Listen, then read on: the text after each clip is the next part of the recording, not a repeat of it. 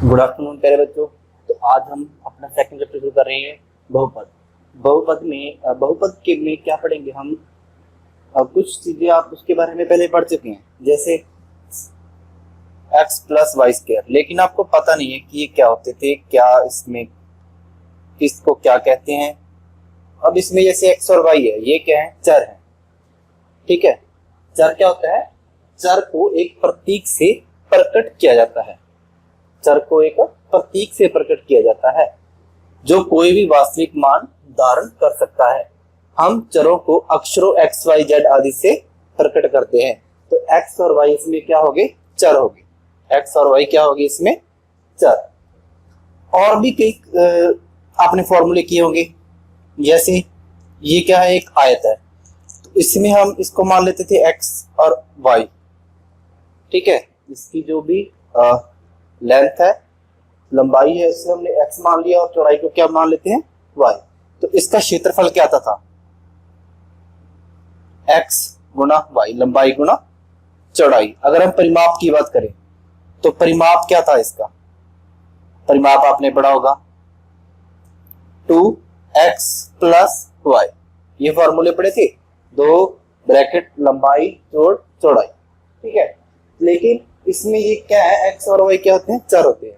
तो इस चैप्टर में फर्स्ट एक्सरसाइज में हम ऐसे ही इससे जुड़ी शब्दावली का अध्ययन करेंगे कि कौन से किस चीज को हम क्या कहते हैं। ठीक है, कि क्या पद क्या होता है, चर क्या होते हैं, ठीक है, घात क्या होती है, घातांक। ठीक है, और तो एक चर वाले बहुपद के बारे में पढ़ना है हमें इस चैप्टर में।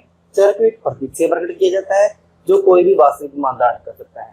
हम चरों को अक्षरों x, y, z आदि से प्रकट करते हैं। तो एक हो गया हमारे पास एक चर वाले बहुपद, एक चर जिसमें सिर्फ एक ही x होता है, जैसे x square plus 2x plus 3। देखा होगा आपने, ऐसे कई जगह पे ऐसी समीकरण देखी होगी, x प्लस 2। ठीक है, तो इसमें सिर्फ x एक ही चर है। ऐसे नहीं कि एक x ये रहा, एक x ये रहा तो 2x होगी, नहीं, x ही है ना, y तो नहीं है, z नहीं है, तो ये क्या है? एक चर वाला बहुपद है। ठीक है, इसी तरह से दो चर वाले बहुपद, जैसे x square plus y square plus 2x plus 2y plus 5, तो ये क्या है? दो चरों में बहुपद है। अगर हम सिर्फ x प्लस y लिखें, ये भी क्या है? एक बहुपद है, दो चर वाला बहुपद है। ठीक है, लेकिन हम जो इस चैप्टर में पढ़ेंगे सिर्फ एक चर वाले बहुपद ही पढ़ेंगे, एक चर वाले बहुपद ही पढ़ेंगे। ठीक है, चलिए नेक्स्ट देखते हैं। नेक्स्ट देखिए, पद। पद किसे कहते हैं? टर्म भी कहते हैं। इंग्लिश में हम बोलते हैं टर्म, हिंदी में बोलते हैं पद। जब हम किसी भी बहुपद को लिखते हैं तो उसमें कितने पद हैं ये हमें पता होना चाहिए, और उसे हम गिन सकते हैं। उसी के अनुसार हमने उसके कुछ नाम भी दिए हैं, जैसे एक पदी, मोनोमियल्स कहते हैं। केवल एक पद वाले बहुपद को एक पदी कहा जाता है। जैसे ये क्या है? एक पद है, सिर्फ एक एक पद है, तो ये क्या है? एक पदी। ठीक है, इस तरह से और भी लिख सकते हैं हम, 5y, अकेला y, ये क्या है? एक पदी है सारे। ठीक है, द्विपद, बाइनोमियल्स, केवल दो पदों वाले बहुपद को द्विपद कहा जाता है, जिसमें केवल दो पद हो तो हम इसे क्या कहते हैं? एक सिंगल पद कहते हैं, जो अलग होना चाहिए। ऐसे नहीं होना चाहिए जैसे 3y प्लस 2y, तो ये द्विपद नहीं है, क्योंकि ये दोनों ऐड हो जाएंगे, y और y के गुणांक। ठीक है, तो 3 प्लस 2 कितना है? 5y, तो ये एक पद ही है, दो पद ही नहीं है। ठीक है, तो हर एक पद में जो चर की घात है वो अलग अलग होनी चाहिए। उसी के अनुसार हम क्या करते हैं? उनको डिवाइड करते हैं कि वो एक पदी है, द्विपदी है, त्रिपदी है, जो उसके चार पद है। ऐसे नहीं होना चाहिए कि एक ही सेम घात के बारे में आप पढ़ेंगे। जो पावर होती है इसकी, उसे हम क्या कहते हैं? घात कहते हैं। ये y1 एक एक पावर थी इसकी, इसका मतलब ये एक ही है, दो पदी नहीं है ये। ठीक है, द्विपदी नहीं है। इसमें देखिए x स्क्वायर है और इसमें x की पावर 1 है, तो दो अलग अलग घात है ना इसकी पावर्स हैं। ठीक है, तो इसलिए ये दोनों क्या है? मतलब दोनों मिलकर क्या बनाते हैं? एक द्विपद बनाते हैं।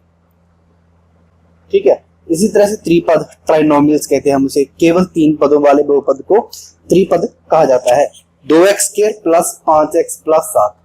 देखिए इसमें घात सबकी अलग अलग होनी चाहिए, 2 है, इसकी 1 है जी, अचर पद है, इसमें भी 2 है, 1 है, अचर पद है, ये क्या है, त्रिपदी है, ठीक है, त्रिपद है। और भी इसके एग्जांपल्स ले सकते हैं हम, जैसे 5x power 5 plus 2x plus 5, ठीक है। ये ऐसे नहीं है कि इसकी घात देखोगे आप, घात अलग अलग होनी चाहिए सबकी, बस हर एक पद की घात क्या होनी चाहिए, अलग अलग होनी चाहिए। अचर पद भी क्या होता है, एक पद ही होता है, इसे कि हम काउंट करते हैं, ठीक है। और ये चर वाले पद होते हैं, ठीक है, उसमें घात अलग अलग होनी चाहिए, तो उसी के अनुसार हम काउंट करते हैं। इस प्रकार बहुपद में परिमित संख्या में कितने भी पद हो सकते हैं, कितनी भी टर्म्स हो सकती हैं। तो अगर हम लिखें जैसे 5x की पावर 11, ऐसे लिख सकते, x की पावर 10, x की पावर 9 प्लस x की पावर 8, x की पावर 7, x की पावर 6, इस तरह से चलते रहेंगे, x की पावर 1 प्लस 1। तो इसमें कितने पद है, इसमें कुल कितने पद है, 11 पद है। कितने पद है, 11 पद है। तो इस तरह से 100 पद भी हो सकते हैं, 1000 पद भी हो सकते हैं, कितने भी पद हो सकते हैं, ठीक है। तो ये हमने पदों के बारे में पढ़ा कि पद टर्म्स किसे कहते हैं। चलिए नेक्स्ट देखते हैं। तो चलिए नेक्स्ट देखते हैं बहुपद की घात। बहुपद की घात क्या होता है, एक बहुपद में चर की अधिकतम घात वाले पद के घातांक को बहुपद की घात कहा जाता है। देखिए अगर हमारे पास कोई बहुपद है जैसे 2x² प्लस 3x प्लस 2, इस तरह से कोई भी बहुपद है, तो जो ये है इसे क्या कहते हैं, घातांक। क्या कहते हैं, घातांक। पावर, क्या कहते हैं, पावर पढ़ा होगा आपने, घातांक कहते हैं, ठीक है। तो जो अधिकतम घात वाले पद के घातांक को, जो भी घातांक है उसे हम क्या कहते हैं, बहुपद की घात। तो इसकी घात कितनी होगी, 2, ठीक है। एक बहुपद में चर के अधिकतम घात वाले पद को, चर की अधिकतम घात वाले पद को हम क्या कहते हैं, बहुपद की घात। सबसे ज्यादा कौन सी है, 2 है, तो इस बहुपद की जो घात है वो क्या है, 2 है, ठीक है। तो एक घात वाली बहुपद को हम क्या कहते हैं, इस तरह से एक घात होगी, 2 घात हो सकती है, 3 घात हो सकती है, 100 भी हो सकती है घात, ठीक है। तो एक घात वाले बहुपद को हम क्या कहते हैं, रैखिक बहुपद। आपको पता होना चाहिए ये, एक घात वाले बहुपद को हम क्या कहते हैं, रैखिक बहुपद कहते हैं। जैसे x प्लस 5, 2x प्लस 5, तो इसमें x की घात कितनी है, 1, x की घात कितनी है, 1, तो इसे हम क्या कहते हैं, रैखिक बहुपद।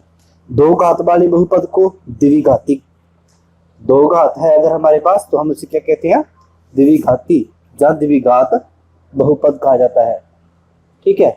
जैसे x² plus 5x plus 2, x² plus 5x plus 2, ये क्या है, द्विघाती है। इसी तरह से 7x² प्लस 3x प्लस 1, ये भी क्या है, द्विघाती है, ये भी क्या है, द्विघाती है। y प्लस 2y² प्लस 3, तो आपने उसके जो भी बहुपद दे रखा है उसमें आपने सारे जो पद हैं, ये पद है, दूसरा पद है, ये तीसरा पद है, अगर पदों के हिसाब से देखा जाए तो ये त्रिपद है, ठीक है, ट्राइनोमियल है। लेकिन घात के हिसाब से देखा जाए तो इसकी घात कितनी है, 1, इसकी घात कितनी है, 2, पूरे बहुपद की घात कितनी है, 2 आएगी, क्योंकि मैक्सिमम सबसे ज्यादा जो है घातांक जो सबसे ज्यादा होगा उसे हम क्या कहते हैं, बहुपद की घात। तो इसकी घात कितनी है, 2 है। पहले की नहीं देखनी, सिर्फ पीछे वाली की भी हो सकती है, लास्ट अंतिम की भी हो सकती है घात ज्यादा। अगर जहाँ पे होती, मान लो यहाँ पे क्या होता, यहाँ पे अकेला 2 होता, यहाँ पे y² होता, तो हम इसे भी देखते, ठीक है। 3 घात वाले बहुपद को क्या कहते हैं, त्रिघाती, जो त्रिघात बहुपद कहा जाता है। 3 घात वाले बहुपद को हम क्या कहते हैं, त्रिघाती, या त्रिघात बहुपद कहा जाता है। जैसे 3x³ प्लस 5x प्लस 7, तो इसमें क्या है, घात सबसे ज्यादा कितनी है, 3 है, ठीक है। यहाँ पे 1 है, जो अचर पद आ गया तो सबसे ज्यादा 3 है, तो इसलिए इस बहुपद की घात कितनी हो जाएगी, 3। 5x³, हालांकि जो एक पद है एक पद ही है, बहुपद क्या है, एक पद है इसमें, लेकिन घात कितनी है इसकी, 3 है। ठीक है, इसकी घात कितनी है, ये आप कई बच्चे क्या करेंगे, पहला पद देखेंगे जी घात इसकी 2 आ गई, पहला पद नहीं देखना, सब में देखो सबसे ज्यादा कितनी पावर है, 2, ये अचर पद, ये 3, तो घात कितनी होगी, 3 होगी। ठीक है, तो इससे जो क्वेश्चंस बनते हैं आपके 1 नंबर वाले, ठीक है, एमसीक्यू बनते हैं इसमें से और हमेशा आते हैं। और अगर आप इसको अच्छे से करोगे तो आपको उसमें करने में आसानी होगी। देखिए आगे, ये पॉइंट्स काफी इंपॉर्टेंट है, ये पॉइंट डायरेक्ट पूछे जाते हैं। एक अचर बहुपद की घात कितनी होती है, 0। एक अचर बहुपद, अचर जैसे 7 हो गया या 3 हो गया, तो ये अचर पद होते हैं, इसमें चर नहीं है, तो ये कौन सा पद है, अचर पद है। इसकी घात कितनी होती है, 0 होती है। कैसे, देखिए इसके साथ अगर हम लिखें x की पावर 0, x किसी भी नंबर की पावर 0 कहती है 1 होती है, तो इसका मतलब इसमें जो चर अगर होता तो उसकी घात कितनी होनी थी, 0। समझ गए, मान लो यहाँ पे हम लिखते थे y की पावर 0 लिख सकते हैं, 3 ही है तो जी है तो क्या 3 ही है, लेकिन हमें 3y की पावर 0 लिख सकते हैं, तो घात कितनी होगी इसकी, 0 होती है। ठीक है, एक अचर बहुपद की घात कितनी होती है, 0 होती है। और अचर बहुपद 0 को हम क्या कहते हैं, 0 7 या 3 था, अगर 0 अचर बहुपद है, ठीक है, अचर बहुपद क्या है, 0 है, तो उसे हम क्या कहते हैं, शून्य बहुपद कहा जाता है, उसे हम क्या कहते हैं, शून्य बहुपद। एक शून्य बहुपद की घात परिभाषित नहीं है, एक शून्य बहुपद की घात परिभाषित नहीं है, एक शून्य बहुपद की घात को हम परिभाषित नहीं कर सकते। ठीक है, तो ये पॉइंट्स है जो आपको याद रखने हैं हमेशा, और इसमें से क्वेश्चन डायरेक्ट आपके पूछे जाते हैं। चलिए हम अब इसके बाद क्वेश्चन करते हैं, फर्स्ट क्वेश्चन करते हैं इसका नेक्स्ट। तो हम ना फर्स्ट क्वेश्चन है हमारा, निम्नलिखित व्यंजन में कौन कौन एक चर में बहुपद है और कौन कौन नहीं है, कारण के साथ अपने उत्तर दीजिए। तो हमें ये बताना है कि कौन कौन एक चर में बहुपद है और कौन कौन नहीं है, और उसके कारण भी बताने हैं। ठीक है, तो first of all first question देखते हैं, x² - 3x + 7। तो क्या है ये, एक चर में है, एक चर के अलावा कोई और चर नहीं है। ठीक है, तो ये एक चर में है, तो एक चर में बहुपद है,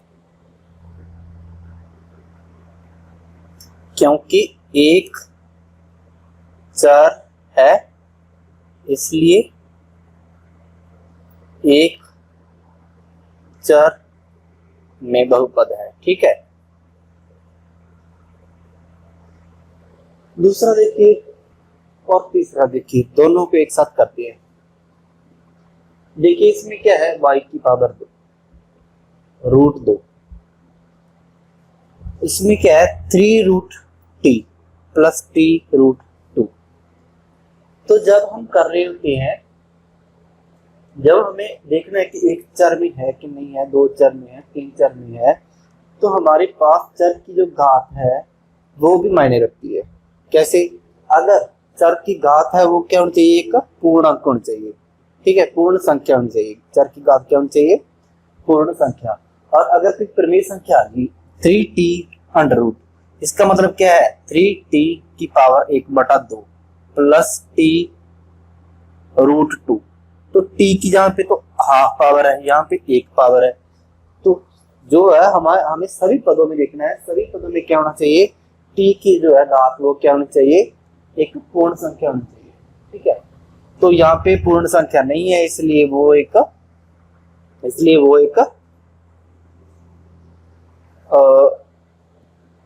एक चर में बहुपद नहीं है, क्योंकि इसमें जो है t की जो पावर है वो एक पूर्ण संख्या नहीं है। इसमें हम यही लिखेंगे कि जो t की घात है वो एक पूर्ण संख्या नहीं है। इसी तरह से इसमें भी क्या है, t की y की घात, क्योंकि इसे हम लिखेंगे y + 2 y की पावर -1। ठीक है, तो पूर्ण संख्या नहीं है, y की घात एक पूर्ण संख्या नहीं है, इसलिए ये भी क्या है, एक बहुपद नहीं है। ठीक है, एक चर में बहुपद नहीं है। तो इसमें क्या है, इसमें ये जो अचर पद है, अचर पद की कितनी भी घात हो, अचर पद से हमें कोई लेना देना नहीं, अचर जो भी हमारा चर वाला पद है उसकी घात एक पूर्ण संख्या होनी चाहिए। तो ये भी एक चर में है, तो ये लिख देंगे कि एक चर में, क्योंकि एक चर है इसलिए एक चर में बहुपद है। ठीक है, और इसमें ये भी नहीं है और ये भी नहीं है, क्योंकि इनकी जो पावर है वो क्या है, t की जो घात है इसमें y की घात है, एक पूर्ण संख्या नहीं है। और ये क्या है, कितने चर में है, एक चर में नहीं है, ये 3 चर में है। ठीक है, क्योंकि 3 चर है इसलिए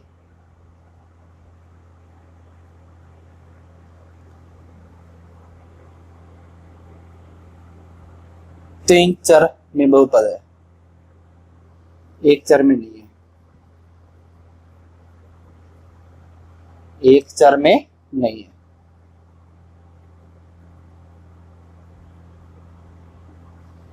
ठीक है, चलिए नेक्स्ट क्वेश्चन करते हैं।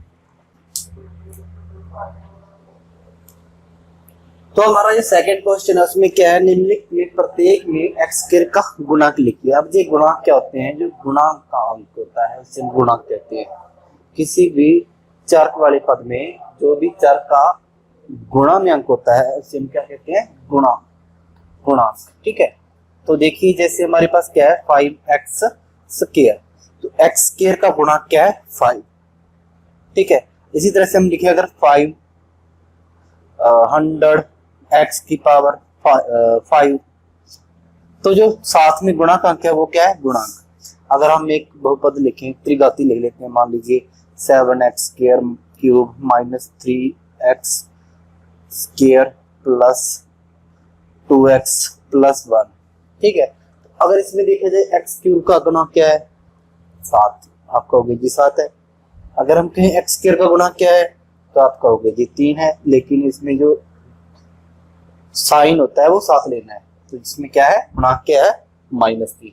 इस तरह से x का गुणांक क्या है 2 है, और अचर पद तो अचर पद ही है। तो आइए इसमें हम करते हैं, इसमें क्या करना है, हमें x स्क्वायर का गुणांक लिखना है। क्या लिखना है, x स्क्वायर का गुणांक। अब इसमें x स्क्वायर का गुणांक क्या है, x स्क्वायर का गुणांक बताइए आप। अभी आप बोलोगे जी ये तो क्या है 0, नहीं 0 नहीं है। अगर कुछ नहीं होता तो इसका मतलब 1 होता है यहाँ पे। ठीक है, अगर कुछ नहीं होता, बहुत से बच्चे ये कहेंगे कि जी 0 है, कुछ नहीं है, तो 0 नहीं होता बेटा। इसमें क्या होता है, अगर 2 प्लस एक्स स्क्वायर प्लस 1 है, जैसे तो एक्स स्क्वायर के साथ कुछ नहीं है, इसका मतलब एक्स स्क्वायर का गुणांक क्या है 1 है, प्लस 1, ये प्लस का साइन भी आएगा साथ, प्लस है चाहे माइनस है उसे हम काउंट करेंगे। तो एक्स का गुणांक क्या है, इसी तरह से एक्स का गुणांक क्या है, इसमें 1 है, लेकिन हमसे पूछा क्या गया है, सिर्फ एक्स स्क्वायर का गुणांक पूछा गया है। ठीक है, तो इसमें क्या है एक्स स्क्वायर का गुणांक, इसमें भी क्या है 1 है, तो ये क्या हो जाएगा -1 है। ठीक है, तो इसी तरह से इसमें एक्स स्क्वायर का गुणांक क्या है π/2। एक्स स्क्वायर के साथ क्या है, जो भी है एक्स स्क्वायर के साथ गुणा में वो क्या है, इसका गुणांक, इसका क्या हो गया π/2। इसमें एक्स स्क्वायर का गुणांक क्या है, तो देखो उसमें एक्स स्क्वायर का गुणांक क्या है। अगर आपके पास जैसे एक्स प्लस 5 लिख दिया और आपको बोल दिया कि इसमें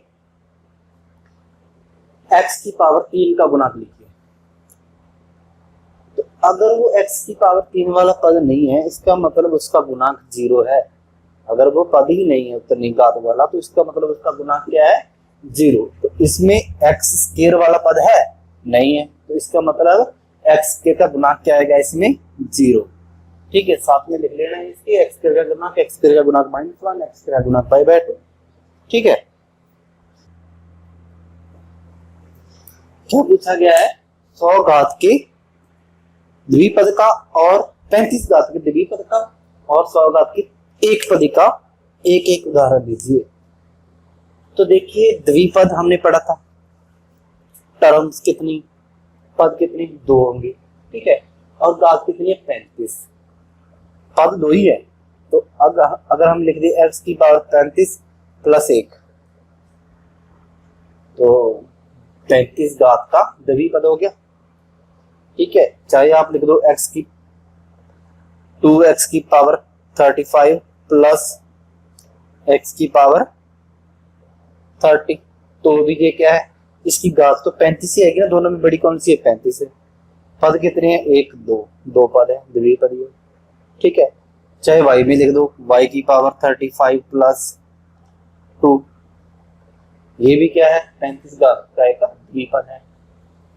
तो हमने 3 उदाहरण लिख दिए, इन्होंने एक पूछा था। ठीक है, कोई बात नहीं, ज्यादा क्रिया करो। 100 घात के एक पदी का एक एक उदाहरण। 100 घात के एक पदी। एक पदी क्या होता है, पढ़ा था हमने कि जिसमें कितने पद होते हैं, एक ही पद होता है। कितने पद होते हैं, एक पद होता है, उसे हम क्या कहते हैं, एक पदी। तो एक पदी चाहिए, घात कितनी है, 100, तो मतलब x की पावर 100, ये एक पदी हो गया। ठीक है, 100 घात का हो गया एक पदी, एक ही पद है, घात कितनी है, 100। चाहे आप लिख दो y की पावर 100, चाहे इसके साथ आप 5 लगा दो, चाहे इसके साथ 2 लगा दो, है तो एक ही पद ना। तो इसके भी 2 उदाहरण हो गए, पूछा गया था एक। ठीक है, तो आपको 3 क्वेश्चन तक करने हैं, बाकी हम कल कर देंगे। ठीक है, और वीडियो को लाइक जरूर कर दिया करो, जो देखते हैं अंत तक देखा करो वीडियो को।